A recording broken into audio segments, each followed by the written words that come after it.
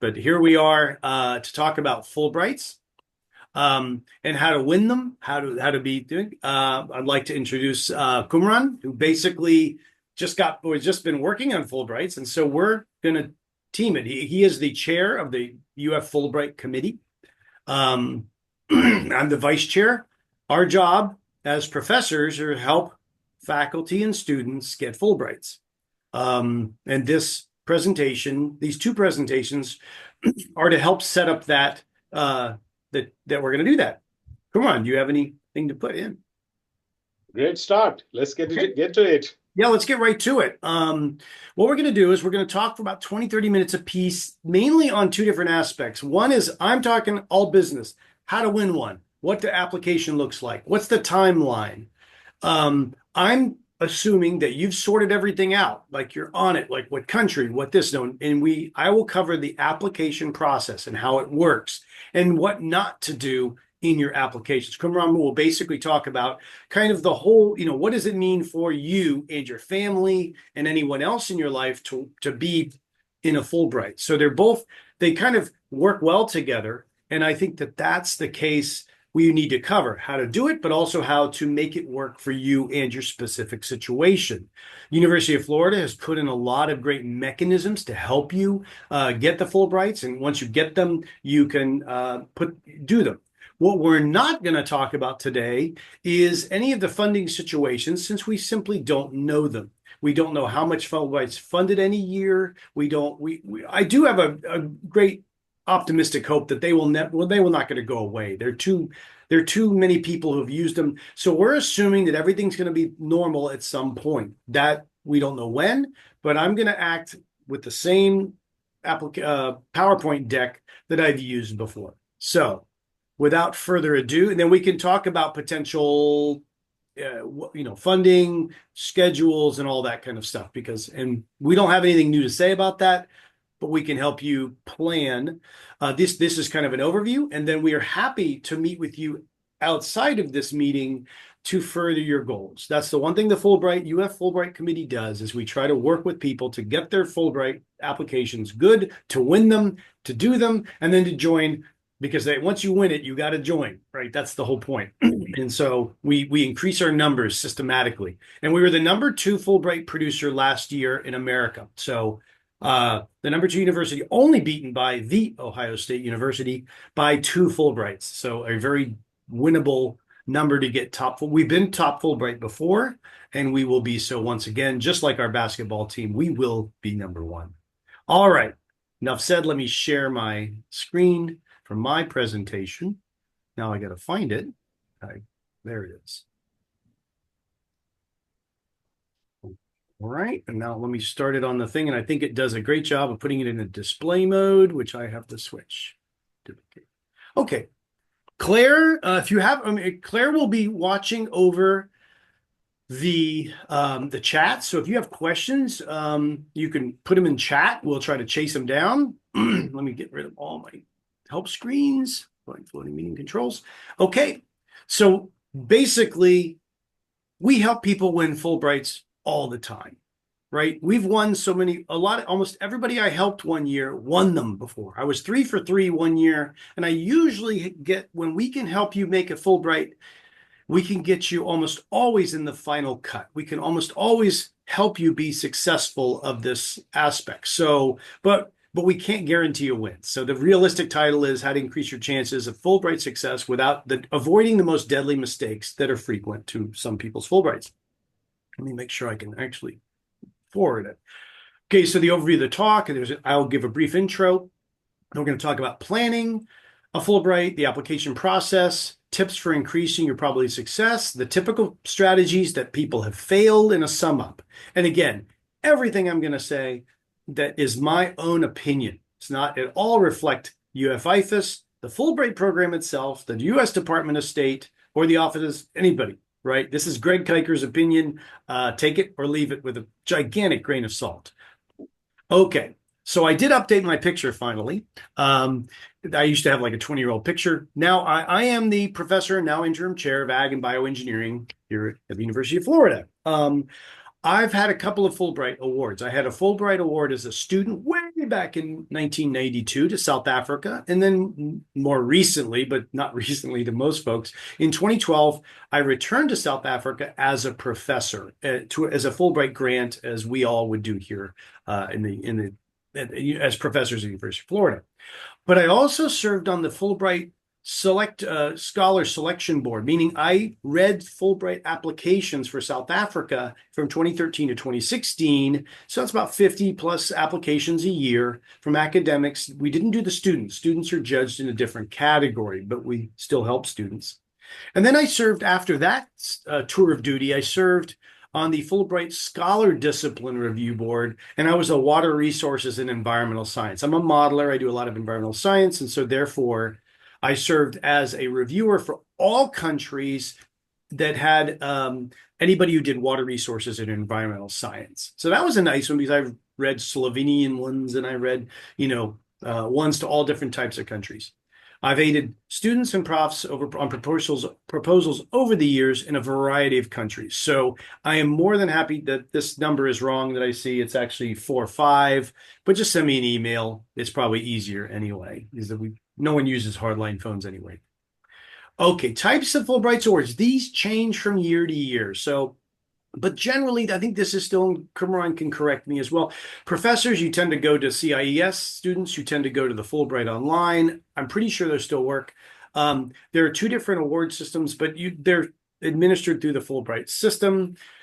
The core awards really cover from 3 to 11 months. They expect you to be fully resident in the country, right? That means you're going to go there and you're going to stay there for the most part as a resident working with the institutions.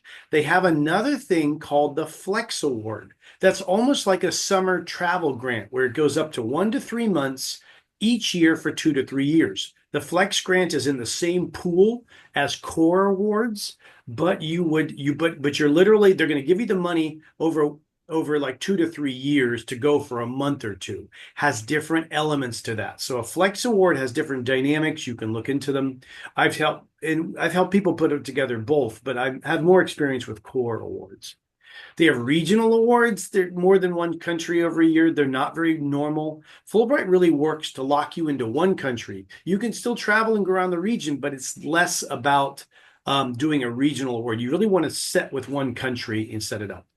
The Fulbright Specialist Award is a short-term award that only covers your travel and upkeep, but helps you to go to work with specific people, and it's a different type of award. You put yourself in a pool. You can actually set up stuff like to set up specific events. So you have to go for a minimum of 1 month, but you can go up to 3 months. They're short-term. And they do count as Fulbright awards, but they are much more focused on a specific activity. So, that we've helped people put those together as well. So again, all Fulbrights have varying levels of research or teaching. So you have to decide whether you're going to teach there, whether you're going to just do research there, or a mixture of both. And again, different countries sometimes ask for different things. So you'll always have to do your homework in advance to make sure that you're applying for the right type of award in the right country. And sometimes countries say, yeah, give us everything. Other times countries say, no, we want teaching awards focused on renewable energy or healthcare.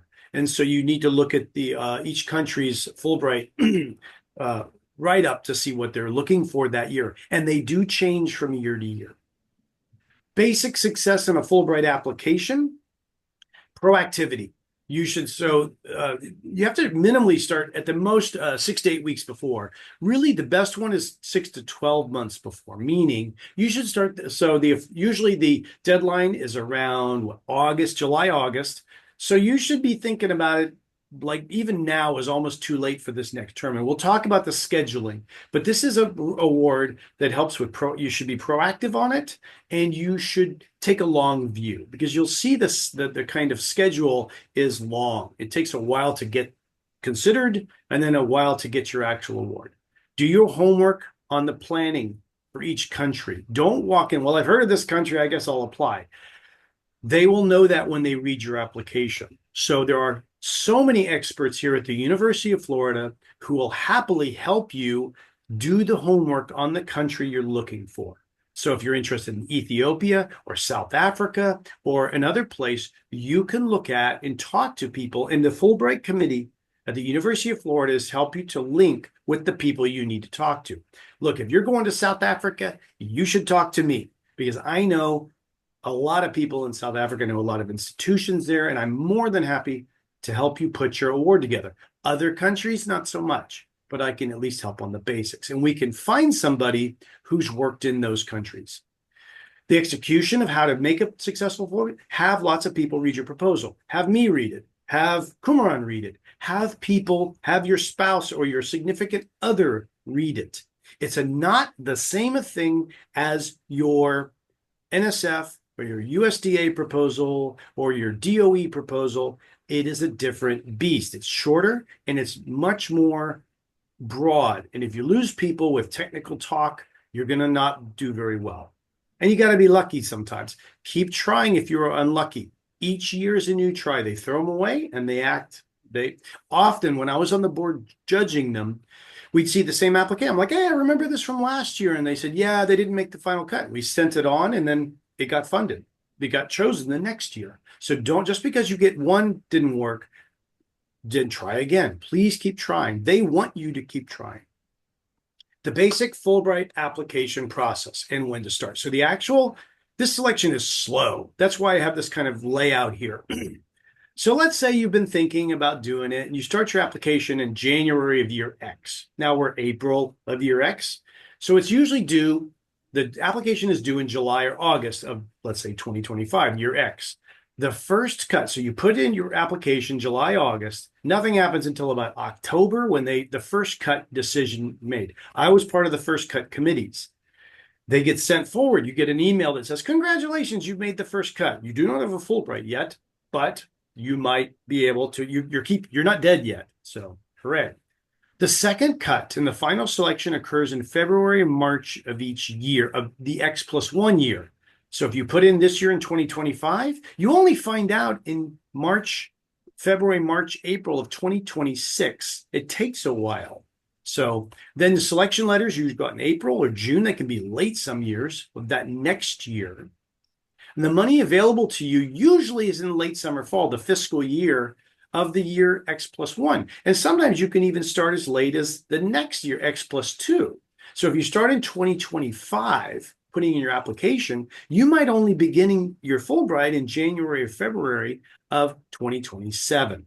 So again, take your time, get your everybody ready to start thinking about this because it does take a while to get them, but they're, again, worth doing. Start at least 3 months out or years. I thought about this for years before I finally put it. I warned everybody when in South Africa, I'm about to put in a Fulbright. Get ready. But everything. The basic application is about 5 pages. That's it. It's short. It's read by people who will probably not be in your technical area. Let me say that again.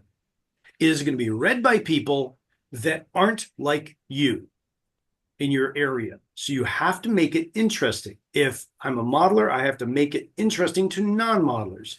If you're a statistician, you have to make it interesting to non-statisticians. So again, you have to think these things through. That's again why we help you read them and to help you write them to make sure that they are very interesting to everyone who reads it. When I was on the board that selected for South Africa, I read political science ones. I read one on opera. And it was cool. I thought it was a cool thing. I actually gave it a great review. I was like, this is awesome. Photography, sculpture, fine arts, race relations, astronomy.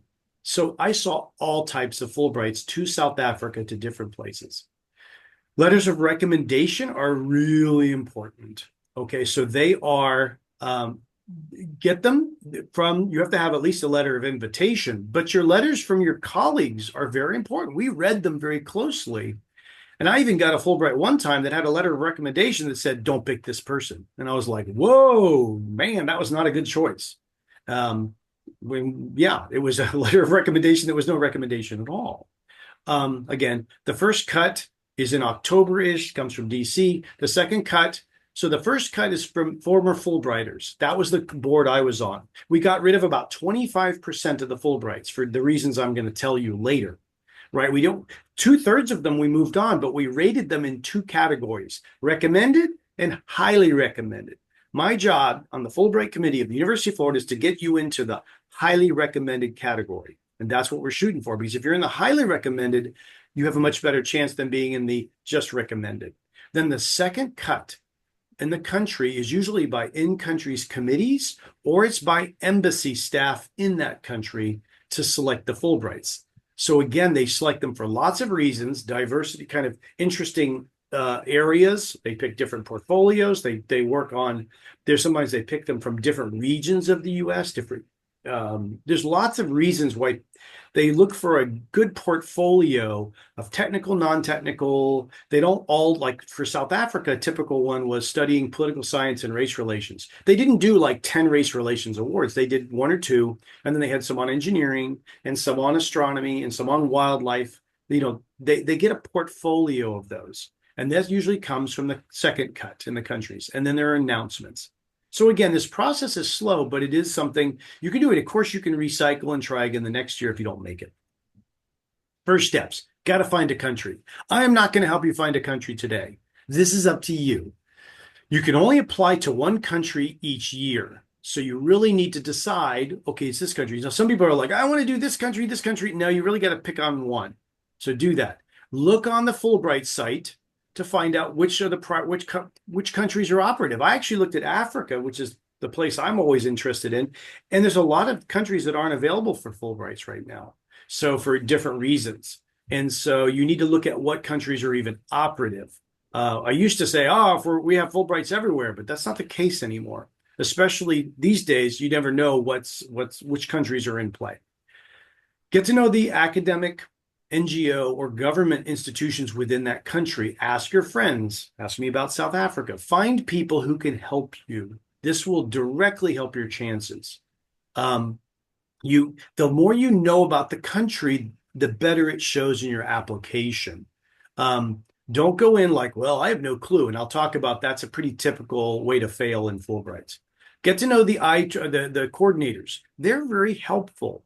They will tell you stuff, whether they know things or not know things. And they're very supportive and nice. They want you to apply. So they're not super secretive. They're not like, well, I can't tell you that. They'll just say, okay, we had about 40 proposals last year. 8 got funded. So they'll tell you the numbers, right? They'll tell you kind of what your chances are. They can't give specific advice about your application, but they can give you the general metrics. And remember, they want you to apply. Get to know the odds for your countries. How many applications are there? I can tell you right now, if you want to go to Europe, that's harder. Europe is harder than Africa or Latin America because there's almost always more applicants to UK, Germany, France, Spain. But we have won ones to Spain before, so we know how. But it's you will have to fight on different aspects of how many applicants versus how many are offered. What's the success rate? Where do most people work in the country?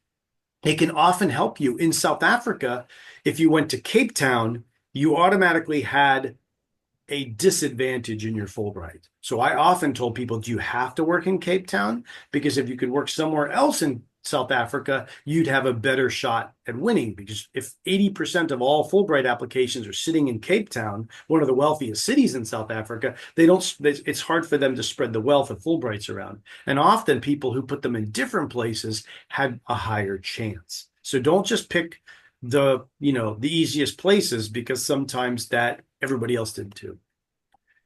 Who are on the first cut boards meet guys like me, four successful Fulbrighters from previous years on a 3-year rotation from very different academic fields. I had architects and educational specialists. I had art professors on my board with me, and they rotate. There's always somebody rotating it on and off. So the way we judge them is you effectively get all your Fulbright applications. You do individual reviews. So you go through and you read them. Then you come together online, or they rate them together. And we used to go up to DC and do this, and it was a lot of fun. We'd sit there one day and go through 40 to 50 applications. And the group given was via consensus. We had to agree. You had to get highly recommended, or not recommended. The not recommendeds got killed right there. The recommendeds and the highly recommendeds got sent on, but pretty much always only the highly recommendeds were specifically funded. So again, The percentages in South Africa, we usually knocked out maybe 25% under the not recommended. Not that many, so 75% of occasions, but we only recommended probably 30% as highly recommended, then about 40% as recommended, and then about 25%. I don't know if that adds to 100. But the idea is that you want to be in the highly recommended category.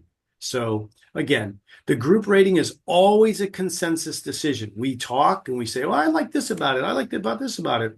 And usually the funny thing is the highly recommendeds are really fast. Everybody's like, I loved it. I loved it. I loved it. And we're like, everybody good for highly? Yep. Boom, gone. That's how quick they can go. It's only when there's like, well, this was okay, but it didn't have this. And they look at the discipline reviews. But this board for the country gets to win. When I did disciplinary reviews, when I was in water and environmental science, all that comes in is they look and they say, from the discipline perspective, does this look like a good proposal?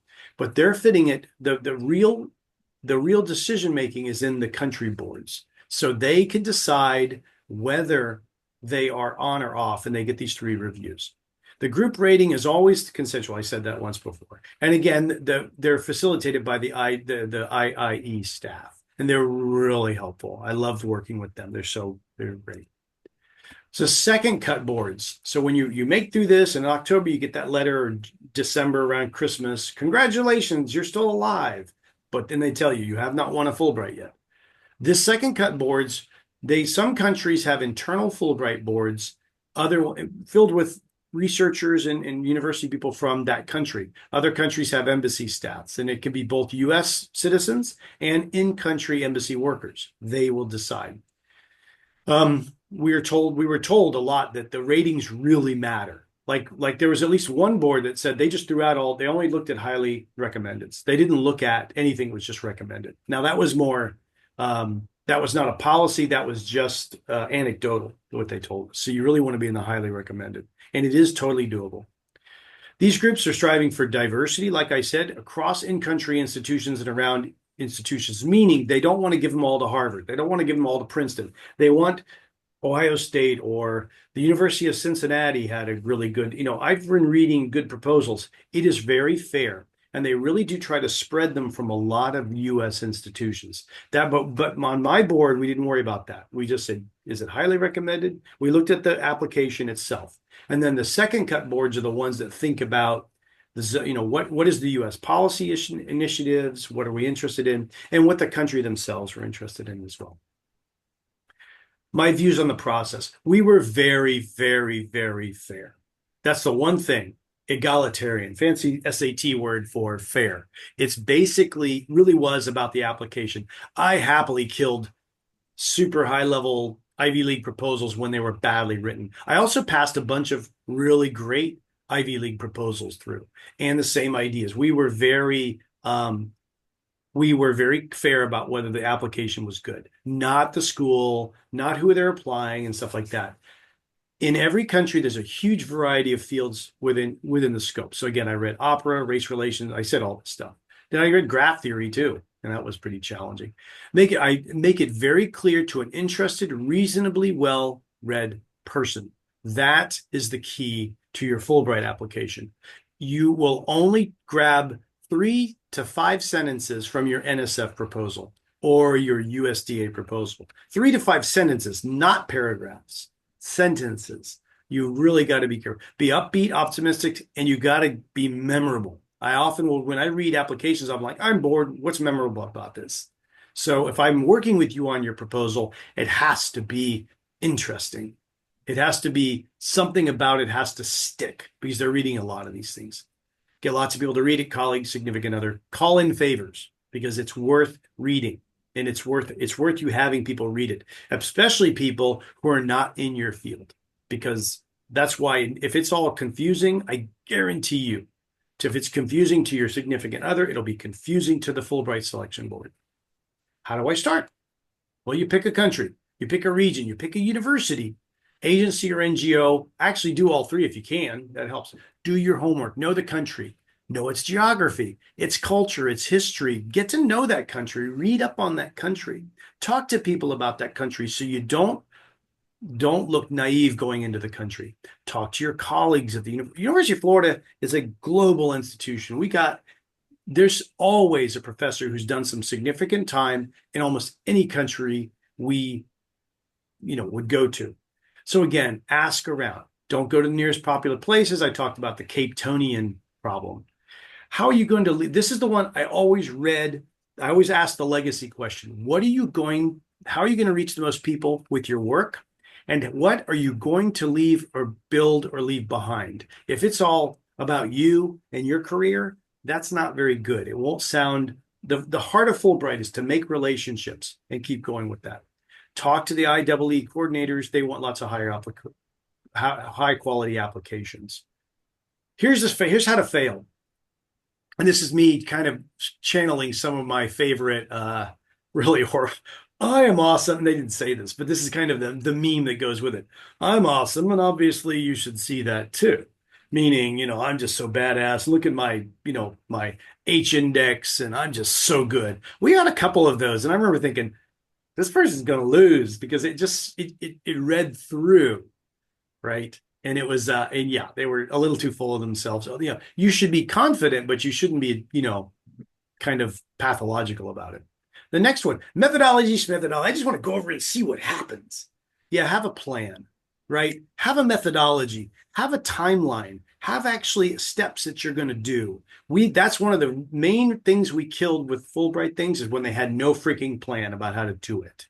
And again, one of the costs of doing business with the U.S. Fulbright Board is if you get a Fulbright and you're successful, we can give your successful Fulbright application to anybody. That's my cost of doing business. I usually say that first, and I will then take the successful Fulbrights, and give them to people writing Fulbrights. And we're building a library of successful Fulbrights because the ones that do that, you start to see very quickly how they laid it out. You only got 5 pages.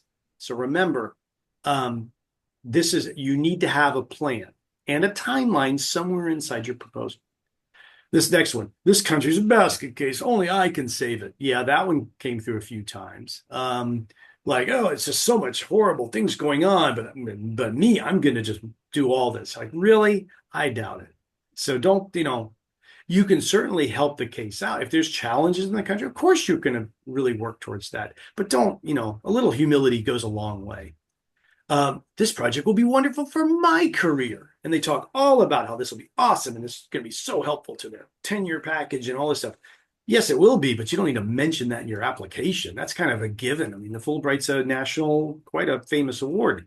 Of course, it's going to be wonderful for your career. You don't have to put that in your application. The next one, I'm totally clueless about this country and this application, but my passion will make up for it. Yeah, no, it won't. No, it won't. Don't be clueless about a country. And excitability, you want optimism, you don't want, craziness, right? You need to dial it in to a happy level. And we had a lot of those applications but they didn't do nothing. It was obvious reading it. They didn't know a thing about what they were talking about. And the last one, the epistemological next way abstract typology is both obtuse. Yeah, what the heck are you talking about? This is not I think I don't know if I grabbed that one. But I was going to grab one out of an old one that was just so terrible. I think it was probably the linear algebra one or the graph theory one.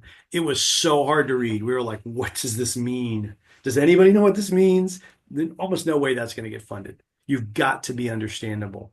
And they are not going to be thrilled by your high level technical knowledge. They're just not. They need to understand why your technical background in your interactions will be helpful to everyone.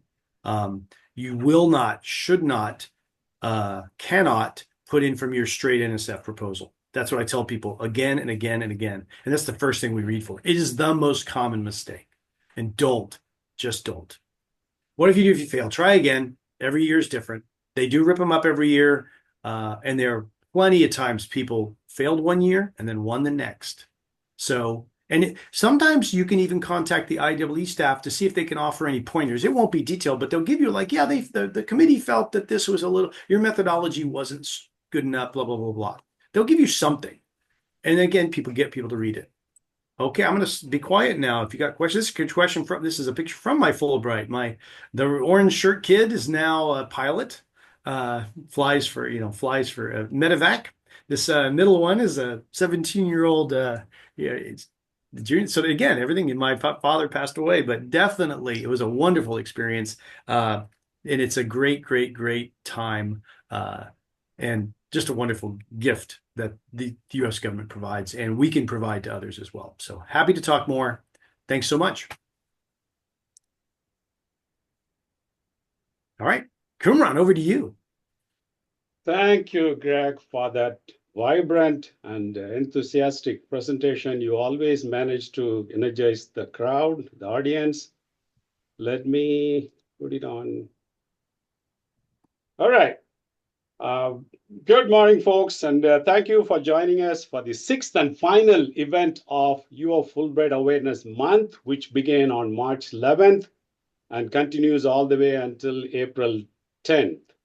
It began with the Fulbright reception, which is a congregation of Fulbrighters, Your Fulbrighters past and present, and continued with 4 other events, including My Fulbright in 7 minutes, 3 folks sharing their experience, and a Fulbright lecture, and so on and so forth. If you are interested and you are not able to join for those sessions, they are available, they are recorded and available on your website.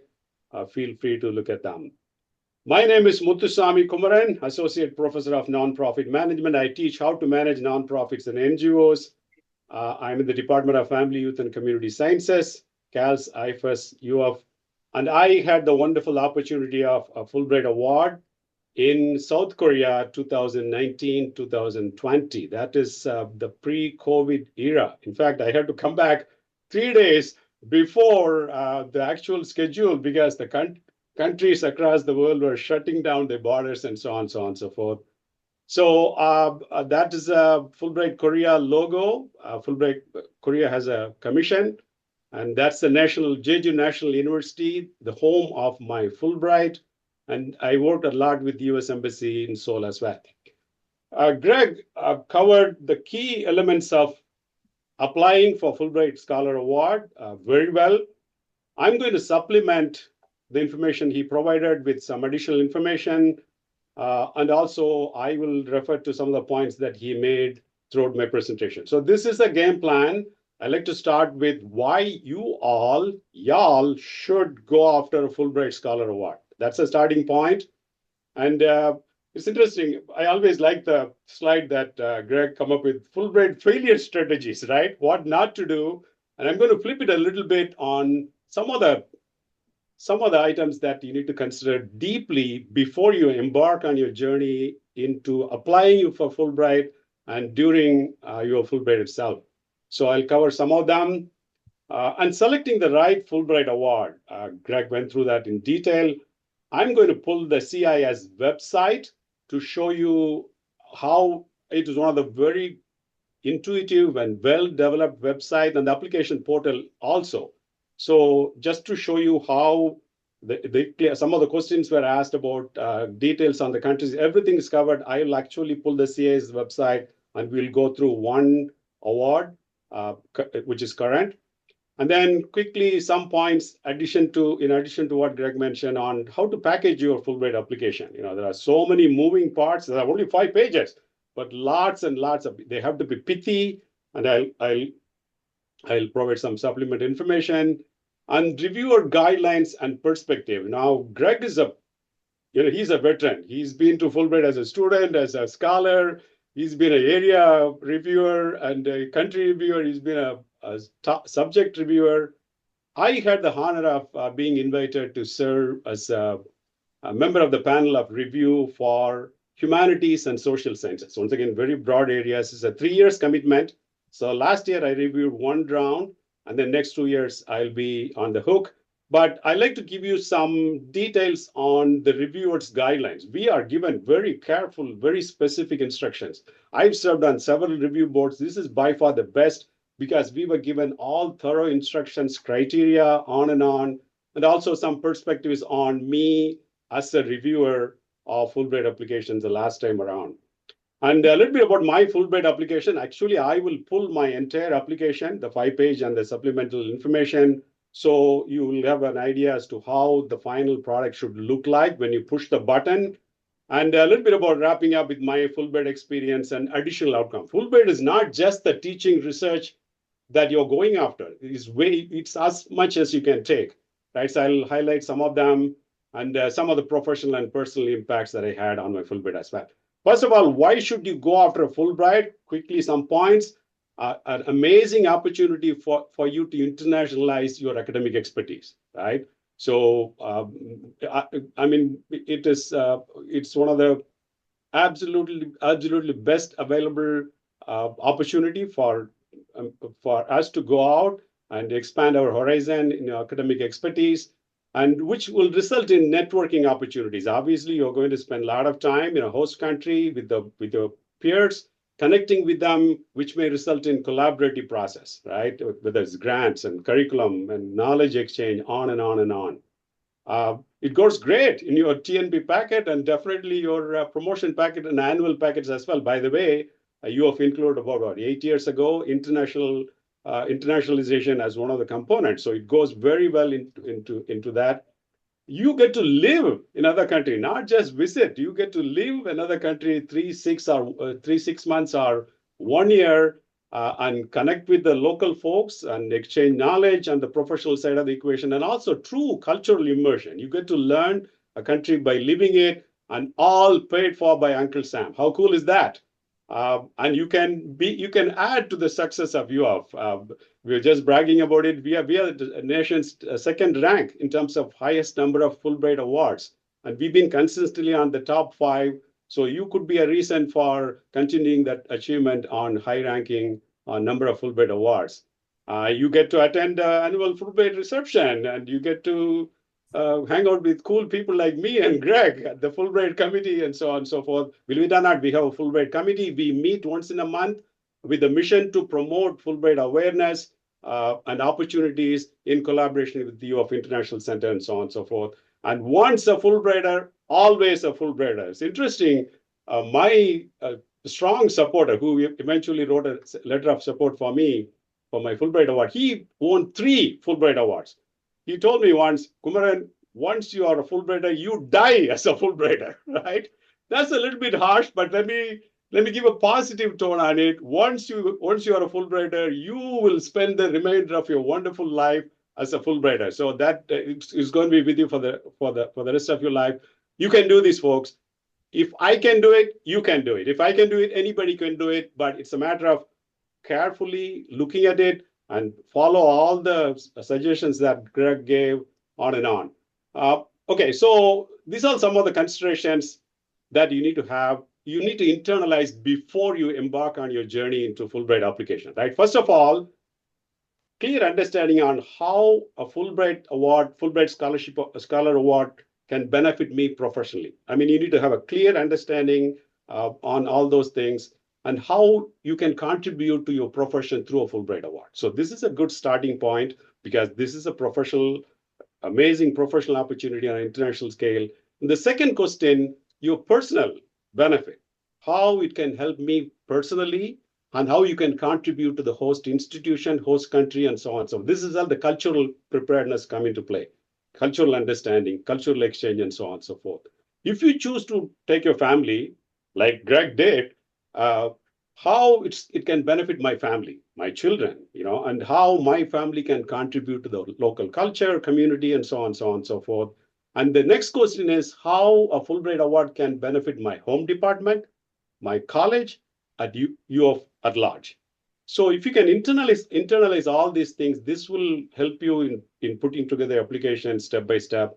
And what network do you have? Currently, if you have a network, or you met some foreign professor in a conference and your professional network, or your friends, anyway, connect with the networking. What network do you have, especially the country you're going to apply for?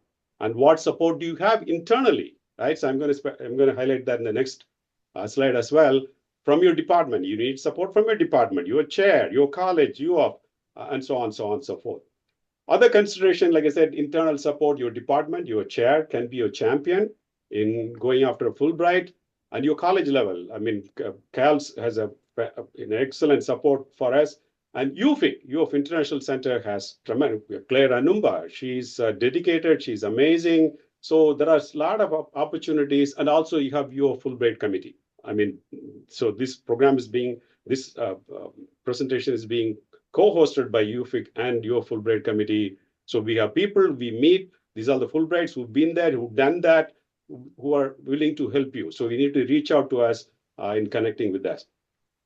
And then contact person, right? So every Fulbright award has specific contact person, region specific. You may want to check with them, ask, don't be a pest, but you can ask all the questions. You don't send multiple emails and so on and so forth. And also the country Fulbright Commission website. Some countries have Fulbright Commission. Some countries Fulbright is managed through embassy. If you have a Fulbright Commission, in my case, Korea has a commission. Look at their website. They tell this a lot of information about the country, about the previous awards, and so on, so on, so forth. Attend webinars such as this one, and IAE put out several webinars, region specific, and so on, so forth. Sign up for all those things, attend them, and get a clear understanding on what needs to be done as you move forward. And host institution, obviously, you need an invitation letter from your host institution, which has just almost like a letter of commitment, not just a letter of support, but if the person is awarded the grant in terms of teaching research, what kind of a support they will give you, and so on and so forth. And finally, the recommendation letter. Ideally, one from a Fulbrighter, so who can explain a little bit about their experience and then connect the dots, and definitely one person from your field, whether teaching or research or a combination of both. Now, the selection of the right award, this is entirely left to you. Greg spent some time on that. First thing is alignment between what the award is in the catalog, your expertise, your excellence, your host institution, and your country of interest, and why this country, and so on, so on, so forth. And ideally, you have some connection, you establish some connection with the host country, institution, and so on and so forth. And some of them are specific to discipline. I'll pull the website and show you. Some of them are specific. That means STEM. That means you can apply only for STEM-related activities. Some of them are very broad. We'll cover them in the next, when I pull the, and applicability of your project. So you can apply for a teaching, research, or a teaching and research combo, or professional projects. So these are the three categories. And overall benefit to your professional field. If some of them specify you need to have a local language proficiency. In my case, it was not the requirement. You need to understand all those things. And money, right? So allowance, how much you're willing to accept, and so on and so forth. Let's look at the CAS website. Greg, give me a thumbs up if you can see it. All right. Yeah. I can see it. Yeah.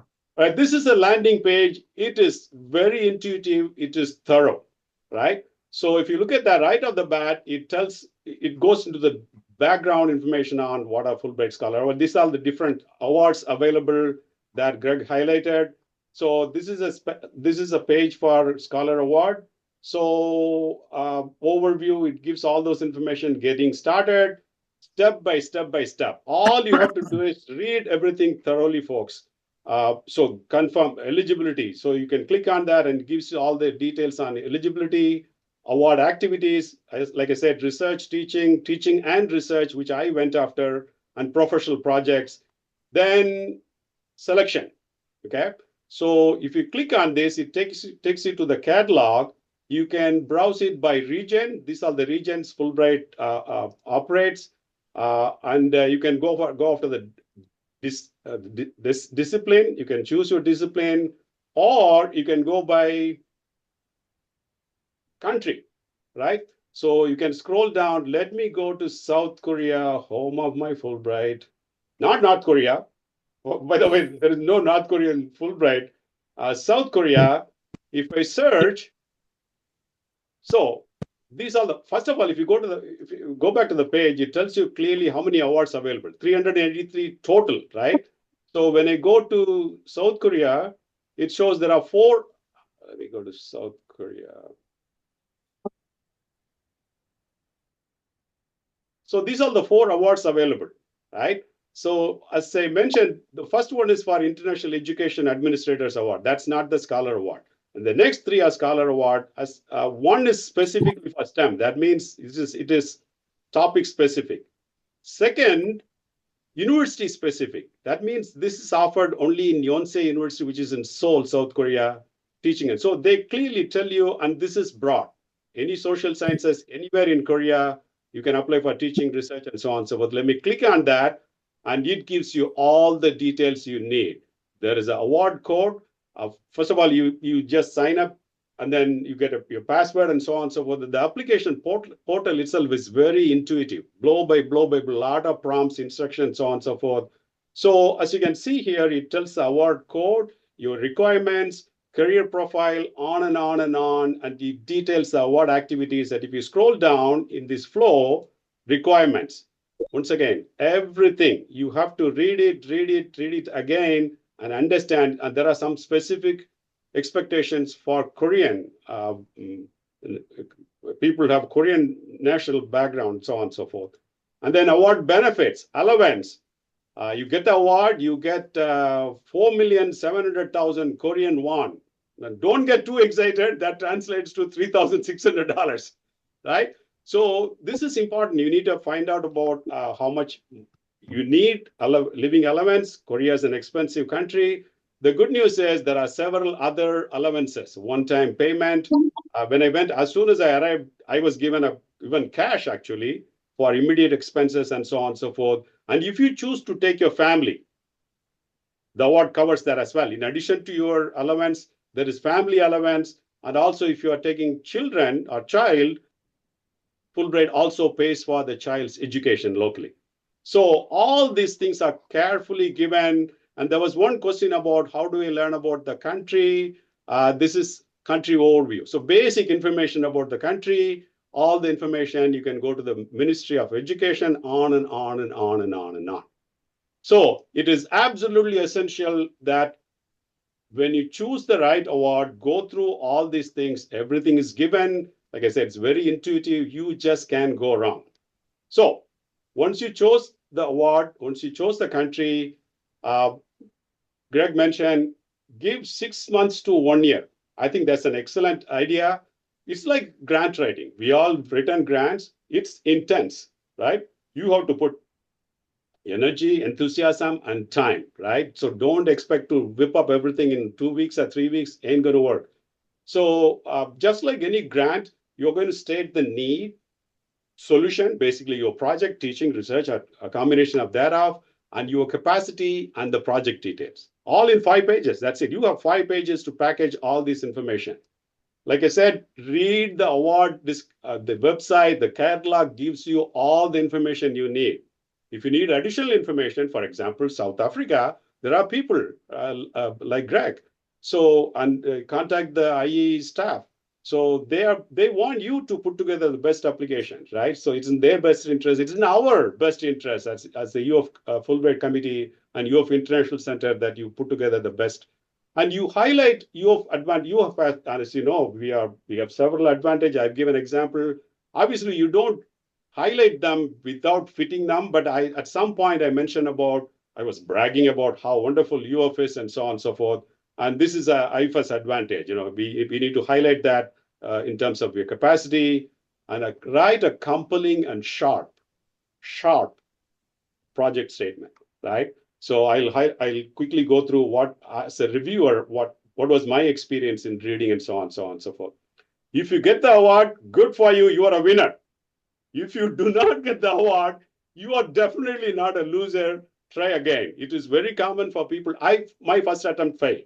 It stings, but you try again, and may the forces be with you. I'm not even a Star Wars fan, but you need all the forces to work with you and so on and so forth. All right, now I'm not going to go through this because Greg covered it very well. There is a first cut, which is called the discipline peer review, which my understanding is the toughest part. If you go through that, it's going to be relatively easy, but it's not done yet. And the second cut, when it goes to the country commission, and they look at the budget and so on and so forth, and finally it comes to the Fulbright shop, when the final decision is made. And also, there is an opportunity to be an alternate. Sometimes, if they do not get the award, they will give you an option. Would you be interested in being an alternate in case one of the awardees drop and so on, so on, and so forth? Just to throw it out there. All right. So these are the 4 categories criteria we are given. By the way, this is, like I said, fantastic review process. I was given the guidelines for reviewing. I had to sign a conflict of interest. So many details. They walked us through the process and also the guidelines for the final meeting itself. It is a very well choreographed. The 4 of us in social sciences and humanities, we reviewed 36 applications, and 4 of us and 2 IAE staff. One guy, he was the coordinator. He just like a ringmaster, right? He kept that and thorough, very thorough, right? In the outset, we are given 3 options. So you go through all these things carefully. You put them in 3 piles. 1, highly recommended. 2nd, recommended. 3rd, over my dead body, also known as not recommended, right? So that's the bottom line. But we are required to go through each of these items: training, background, and experience. By the way, when you package your application, you will fill all this information as well. And we are given specific details on how to review all these categories.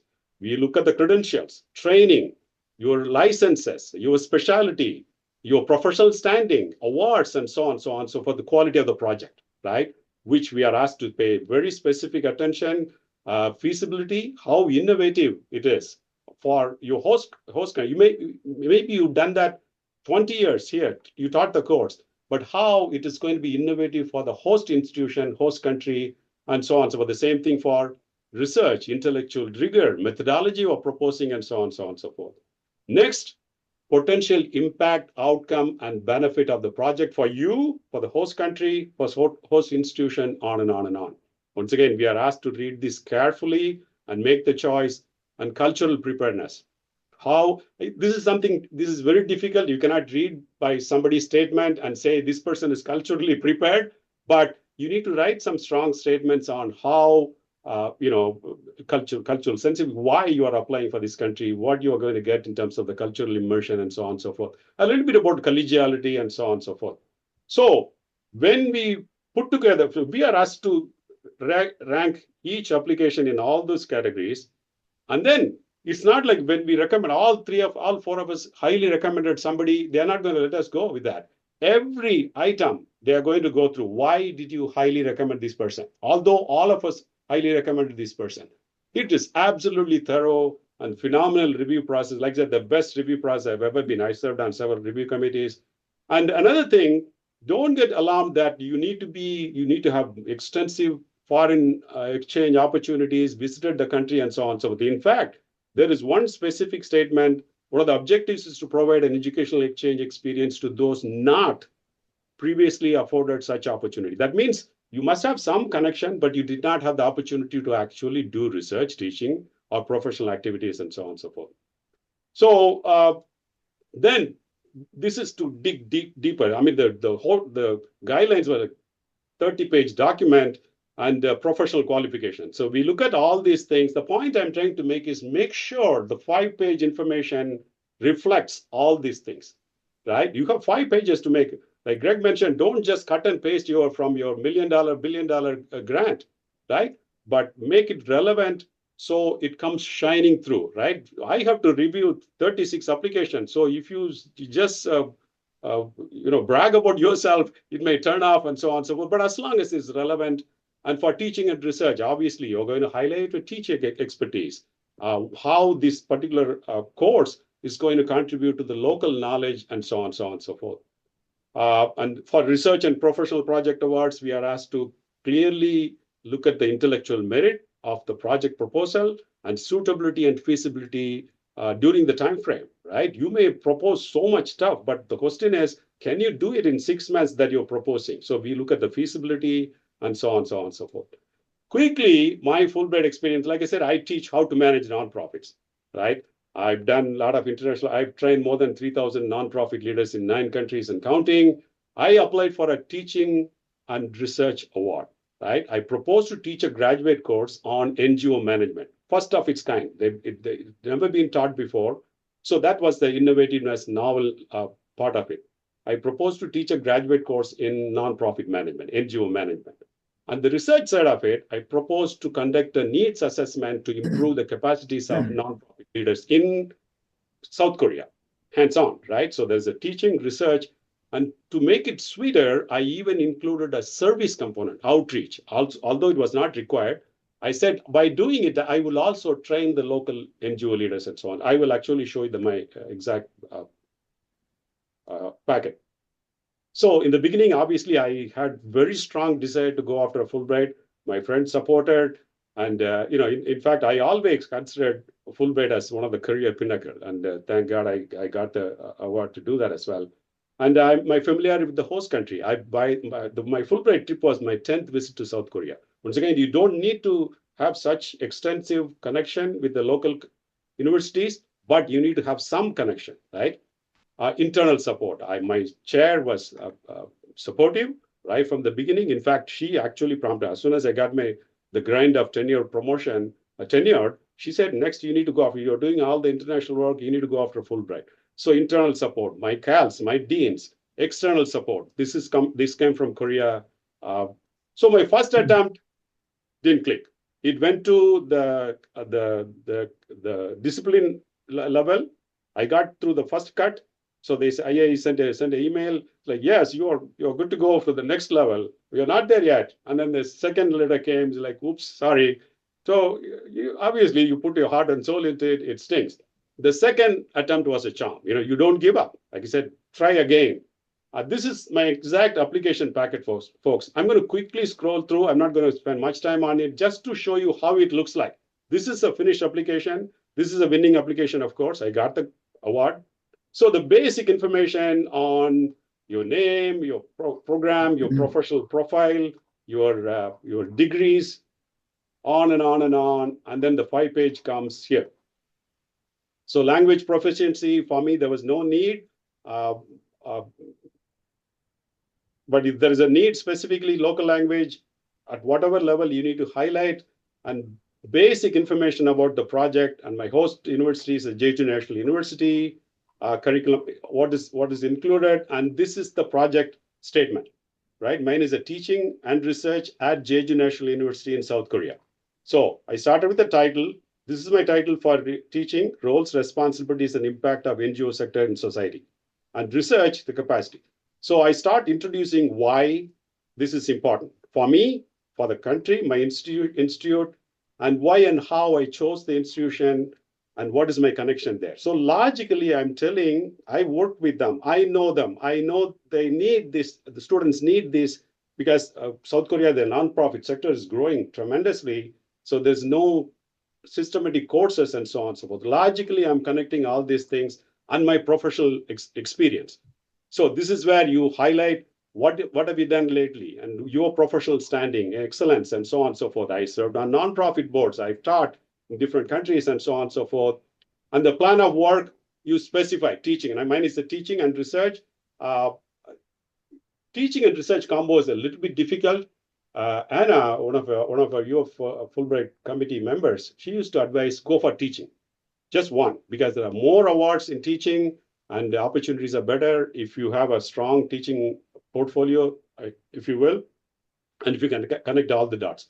So I highlight on what am I going to teach. I'm going to teach a course, graduate course, first time ever at the university, Jeju National University, and research briefly how it is important for me, important for the local, the country and the specific institution to do this. And also I threw in service. This is not required, but I said by doing this, I will also train NGO leaders, which I did. And outcomes and contributions. So you are required to package all this information. What will be the expected outcome and contributions at the end of your award, and benefits to the host institution, your discipline, your home institution, all these details carefully captured, right? So although it says 6 months, you carefully package all this information and ask people to review it, read it, right? typos are not acceptable. I mean, it goes straight to over my dead body pile, right? So don't make any of those things and try to. I think Greg gave an excellent advice. So people who review your package are not specialized in your particular field. For me, it was social science and humanities. I'm in a wide spectrum, right? But we carefully look at it very objectively because we are given guidelines and so on and so forth. And you have to slap in your brief CV. And it's teaching. I was required to include. So that's my CV, and then a bibliography. So since I have research, I need to attach a bibliography on the topic that I'm doing research, and my course syllabus. I cannot just say I will teach a course. I need to logically come up with what kind of a topic, and obviously they are interested in all these things. Your classes, topics you are going to cover, and so on, so on, so forth, and the invitation letters. This is key, folks, because this is Jeju National University. My home for teaching is Department of Sociology. They are writing to me, to the Fulbright. Basically, this is important, right? By offering this course, our students will benefit. And if you get this award, we provide the office space and so on, so on, so on, so on, so forth. And I also, for a good measure, I also got a second invitation letter. I think there's only one requirement, second invitation letter for the research side of it, because I did the research with another local institution, Department of Public Administration. So they wrote a letter on the importance of the research that I'm proposing. So that's how an application packet, winning application packet looks like. So, careful packaging, make sure that many people read it, and we are here to help you. By the way, I'll be glad to circle. I mean, like Greg mentioned, we are glad to share our application packet with anybody. I've given this to many people, anybody who requested. In fact, you can write to Claire Anumba. She can send all these packets to you. So it's always good to go through it, and because it's intimidating, right? When you go through step by step, one at a time, it's easy. I covered all these things. In terms of my success, I would say the project itself was very sound, very logically developed, very rationally developed, no stones unturned, if you will. Its relevance, it was very highly relevant to South Korea as in the academic field of it, and definitely on the social side. Actually, I was training nonprofit leaders and so on and so forth. And my history of teaching, research, and outreach in this field, the passion comes through. If you guys, we all read review stuff, right? When you read an application, this person is passionate and so on and so forth. And for a good measure, I had connections in Jeju National University. And once I got the award, things moved pretty quick, right? So once you get the award, that's it. Everything is set up. IAE goes out of the way. The Fulbright team helps you to walk through the process. And then they kick everything to the commission. In my case, it's in Korean American Education Commission. Oh my goodness, they were amazing. They prepared everything for me, how to open a bank, how to get a cell phone, and so on and so forth. And then I rolled it out. 6 months, I was there. It was one fantastic journey. So, like I said, Fulbright is just not teaching and research or professional activities you propose. You can take Fulbright as much as you want. So these are the stuff I've done in addition to Fulbright. Sky's the limit, folks. So I'm not going to go through all these things. Plenty of opportunities. I ended up working with the US Embassy, which resulted in a grant. I received a grant to train 125 nonprofit leaders in 5 cities across South Korea. All these things stemmed from my Fulbright experience. So basically, I was a half-brighter, folks, until September 2019. And then I returned to US as a Fulbright. Fulbrighter. That's a little Fulbright joke for you. Without a question, my global reach shot up tremendously, right? Because when you live in a country, right, the cultural understanding, there's a crow making noise right in my window. So if you hear the crow, it's actually a crow. And cultural immersion, like I said, you get to live, you get to observe people, you get to shop with them, you get to connect with them, my colleagues, and so on and so forth. And partnership, the network partnership I developed with the institution and the US Embassy, and so on and so forth. And I became a part of the global community. So overall, it was one amazing ride. I reflect on what Greg mentioned. It is it's not just a professional satisfaction. It's not just a personal satisfaction. It's what I call a soul satisfaction, if you will. This was actually taken from the award letter, which I'm not going to read it. Basically, it says you will share the knowledge you gain with many others throughout your life, and that's what we try to do. Let me stop here, and we will open audience for any questions. Yeah, I've been hitting the chat pretty wildly, trying to catch a lot of the good questions. So, yeah, but anybody wants to speak up, I mean, go for it. So I guess Claire, is there anyone at UF besides like Dr. Kang, which I saw like in the last meeting that I can contact that kind of knows the English teaching assistant program more in depth? That would be Dr. Brittany Hollister. She's at the graduate school and she coordinates the student program. Okay, yeah, I thought she might. I didn't know if Michael did it or Brittany. Yeah, No, okay, it's Brittany. cool. Okay, still Brittany. Yeah, they moved around. They had Reagan for a while each. So the student one is a little bit more independent, but I help students all the time. Kim. Thank you so much for your enthusiasm and great information. Two questions, and one's a follow-up on a question in the chat. Is, do you have any suggestions on approaching your chair, particularly, and I think this question came up too, in terms of salary support and matching and things like that? I know sabbatical is one option, but some of us don't have options for Right. I know some colleges are much harder than others to get sabbaticals in. And so this whole other Fulbright thing that as professional development leave, they made this program because people were having to give up Fulbrights. And UF was like doing a face plant going, what are we doing giving up Fulbrights? Because we worked so hard to get them. And then suddenly the dean's like, well, wait a minute.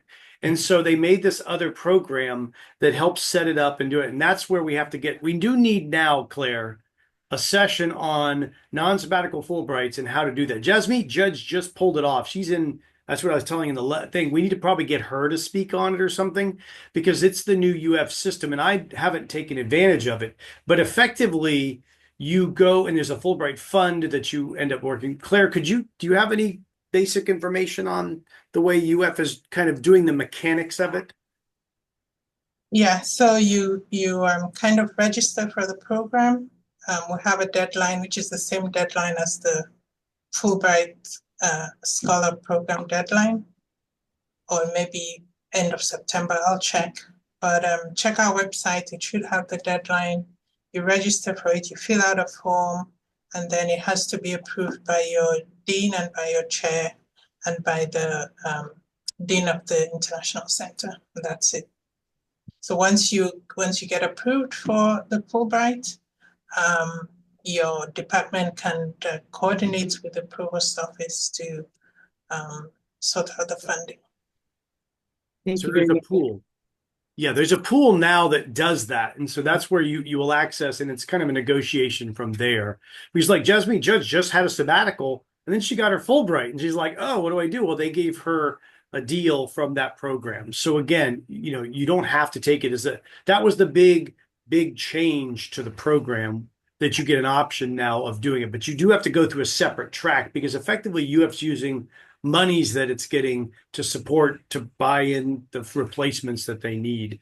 Again, it was in response to people from some colleges going, well, I can't get it. I got it. I got a Fulbright, but I can't get my dean to approve it. So put it in early because you may or may not win the Fulbright, but at least they know you're on the thing and at least there's a fund for that. Also, in terms of your workload, especially for teaching, it's a negotiation between you and your chair, and chair will recommend to the dean and so on and so forth. In my case, there was a course, a graduate course. I teach only in fall, and it's only me. Nobody can teach that course. I cannot delegate to anybody else. So the negotiation was that I will teach that course in online.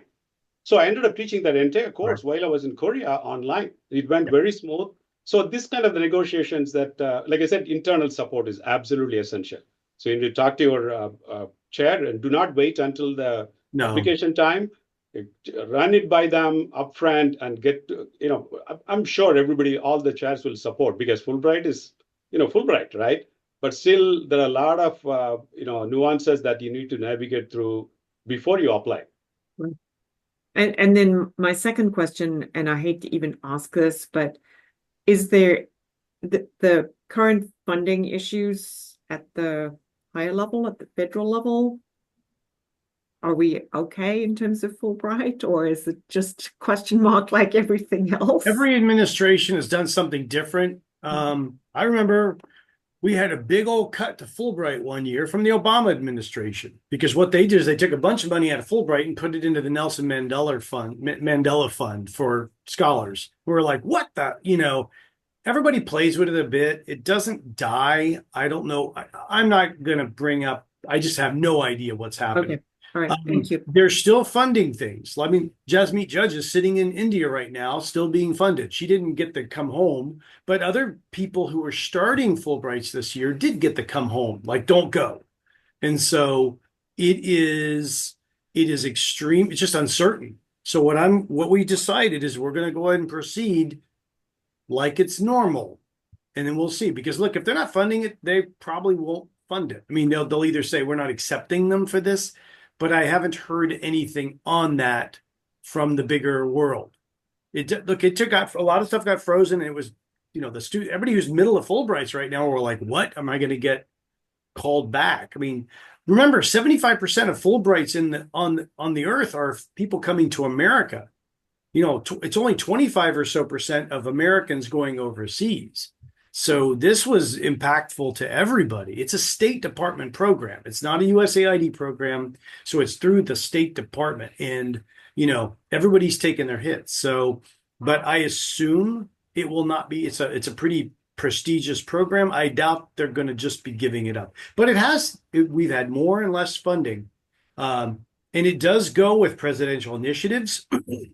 I was one of the first, as a student, I was one of the first Fulbrighters back into South Africa, because Herbert H.W. Bush put more money into the Fulbright for that year. So that year we had a huge number of people, because he's like, okay, Fulbright's back into South Africa, send as many people as we can in. So I probably won that year because of the extra bump of extra slots open. So you just never know. We just take our best shot and go from there. Yeah, on the CIS website I pulled up, and then the catalog I showed, that's live. So it clearly states there are 84 awards available right now under Scholars Award, and 4 in Korea. So that is live. That is, but how things are going to play out, anybody's guess. But yeah, it's seen as differently. It's not seen as an aid program. It's seen as it's a State Department program. So it's a little bit more. It's got probably a pretty heavy duty advocacy system to it too, because Fulbrighters are pretty, there's Fulbright associations. There's a Fulbright Association of North Florida. There are groups around. So I think what I would do is proceed as if, here's what happens. They say, well, why should I even start if I'm going to lose? You know what? Might get funded by something else, right? You could maybe they've got money. Start the process. What does it hurt to go ahead and start setting this up, and then see what monies are available? Thank you. I have a question. Sure, Les. About letters of invitation. I haven't decided there's about 2 or 3 countries that I'd be interested in. Does it make sense to contact a number of different countries and departments and try to get a letter of invitation, because I might not get them from all of them, and then go with the one that I get a letter of invitation to? And also on this issue, if I don't know people at these particular institutions, it's something of a cold call to try to ask for a letter of invitation. So how does that work, or what's the best approach? Usually you will go through like the ones, okay, one, you're going to have to focus on a country. Now you could still say, hey, I'm thinking about a Fulbright to here, here, or here, and let's see what happens. You'd want to go with the best country. The ones that were like, we had a lot of South Africans, but I really want to be in Zimbabwe, then apply to Zimbabwe, right? In other words, I'm not talking about applying. I'm talking about getting the letter of invitation, because if a letter of invitation is crucial, then I might apply to the country that I get a letter of invitation from. What you'll usually do is start the process like now. The letter of invitation can come even late. and it's pretty much this. Yes, we've heard of Les Teal. We're gonna do work with them. Sometimes they're like, hell yeah, we want this. This is a program we're really interested in. The letter of invitation is critical, but it is not. Then you can even have like, it depends on your situation. I knew everybody in South Africa. So what I did is I got like 4 or 5 letters and I jammed, they only give you a spot for one, but I Adobe'd them all together and then shoved them in as one. So I had like 5 different letters of like, yeah, Greg's great. Yeah, we know Greg, And so I was making sure that everybody knew me when I was applying to South Africa. Now, you want to go, but what you would do is, let's say you start the relationship, but let's say you start talking now. You're like, hey, I'm thinking about doing this. And they're like, hey, this would be great. You're kind of early negotiating. Right now, people often, you will use a contact, not maybe your own, but maybe one of mine, or Kumaran's from Korea, or Robert Rees from Korea. You can start the process of negotiation. You still have till middle of the summer.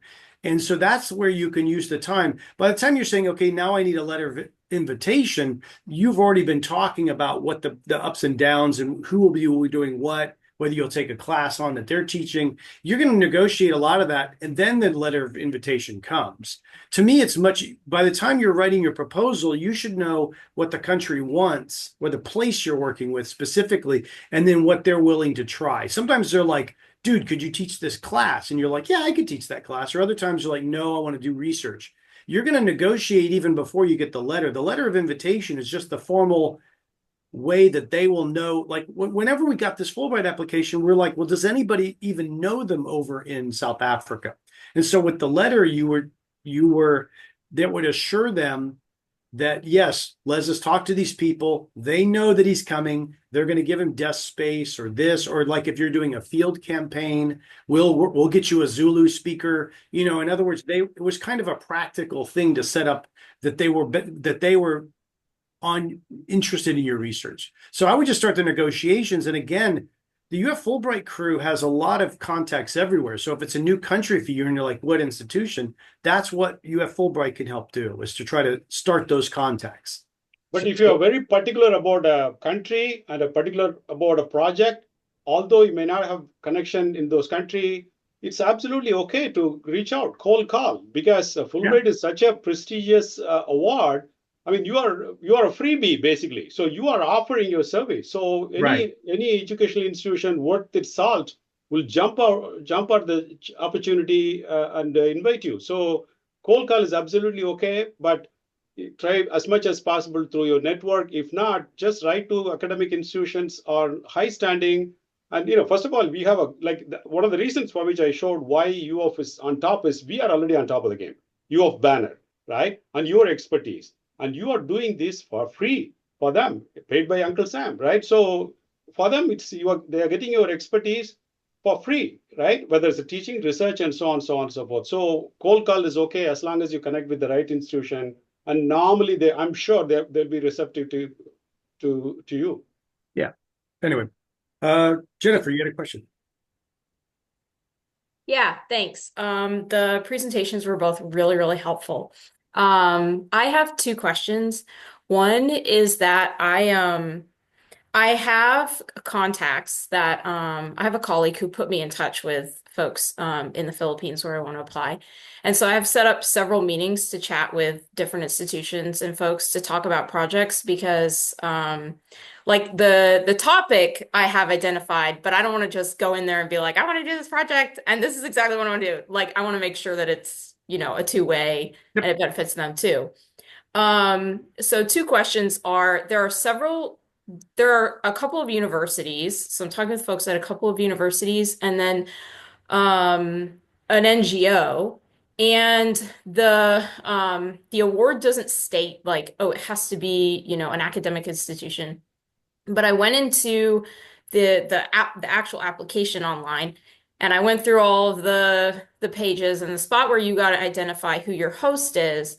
It's like, oh, start typing. So I'd already identified, okay, I want to be in the Philippines. And I started typing in the NGO and it didn't pop up. And I don't know, does that mean, because it's a type in and then your institution will pop up, but it didn't. So does that mean that they can't be a host for me? I would probably, my strategy guidance would be, you'd want to you can do both. right? You could say, I'm working with this university, or, and then this NGO as well, because you could be the link between them. Or like if the university has a link with that group, then you'd say, I'm working with this university. Then in your application part, you say, and I'm going to work with the NGO. And then I get a letter from both of them and jam them Okay. together and punch them in, because effectively you're saying, like when I read stuff like that, there are plenty of people would tie in. They kind of want you to tie in with an institution on their list. Yep. Why? Because that's kind of the respectable ones. They kind of have a more knowledge about that. NGOs come and go, so therefore, but if you're tying with an institution and then you do with NGO, you look even better. So what I would do is you can just say, well, this is formally with this and this professor or this person. I'm also working with this project or this NGO. You want to triangulate that to make sure everybody's down with it. Like they're not on the different islands or something, Mm-hmm. unless you want that. Right. You just have, it's yours to coordinate. And sometimes that can be very useful to strengthen your application, to show that you know people. Yeah. And Claire, who's the Filipina who we have on our Fulbright board? I forget her name. Feby Paro. Yeah. But Jennifer, another suggestion would be. I was mentioning her, and I'm like, I can't remember her name. Yeah. But she's from Philippines, and she's here doing her PhD. Can you put that in? Can you put her name in the chat so I can look her up and look at her emails? Yeah. I can also, send it Jennifer, to you. I'll send it to you, Jennifer. Great. Okay. Thank you. Jennifer, I would recommend that you contact the contact person for, I assume it's the Asia Pacific, right? Normally, they're very responsive. Tell them exactly what you told us. This is a situation. I like to work with an NGO that is not in your drop down box. How do I do it? So they may come up with the answer to that as well. So this is a question for your contact person for at IAE as well. Okay, great. Because I had emailed them and they didn't reply. So I was like, oh no, maybe they're just not that responsive. So I'm just trying to figure You out. get buried. You just have to you also have to just go, hey, can you, or, I'm pretty good at bothering people, so I can follow up. Yeah. You'll have to follow up. It's just one of these things that sometimes you're like, because people are thinking about them all the time and then they don't do them. And, Yeah. What I would do is just kind of find out what they're doing. Look, Zoom is a wonderful thing to kind of talk with people and get people talking about what are their interests, what are they really working on, and then you kind of negotiate the terms of what you're doing. That's what I found is the most useful. Okay, that's great. My second question, I feel bad, I'm monopolizing, but my second question is regards to the actual project. Are there any particular aspects of the project of a project that you weight more heavily? Like, is it okay if it's a really simple project, but it potentially has a big impact? Is it better to, I don't know, involve more like local people in it, or like it really is? It's up and no, it doesn't. It's how you pitch it. Okay. No, they're not. Now you can look at the country. Sometimes the countries say we want focus on medical availability in rural areas. Then you can say this is a priority of the Fulbright. You can remind them that that's a Fulbright priority area for Philippines or something that this is addressing or something. Yeah. To kind of make sure of that. But yeah, you can tune them all you want. No, because they don't know. Like when the board reads them, we're like, this could be awesome or not, right? Which it could be simple or big. It doesn't have to be like I did modeling of elephants, computer modeling of elephants. I mean, okay, but I pitched it through in terms of, okay, here's what I want to build. Here's what we're going to try to build a community of practice of people doing it. And then afterwards, I worked with a PhD student there and we got more stuff, so we kept working on stuff. Yeah, great. Take your shot, and that's why so many people reading it, do they catch your vision? Do they get like excited about reading what you want to do? And I read things in photography. I mean, again, all of it, I'm like, that's cool. That's awesome. And yeah, I remember thinking you had to get somebody on your side without, I'm an engineer reading opera proposals. You better like spin that somehow near me. And they did. It was I don't know if I got funded, but I liked it. Yeah. Okay. Yeah, great. Thanks for the tips. Yeah.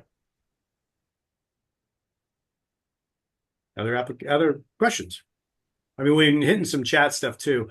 I'm always happy to talk over South Africa stuff. I'm pretty well connected still. I know a lot of institutions. Like the easy answer for South Africa, don't do Cape Town, right? Just don't. Just don't. If you can help it, don't do Cape Town.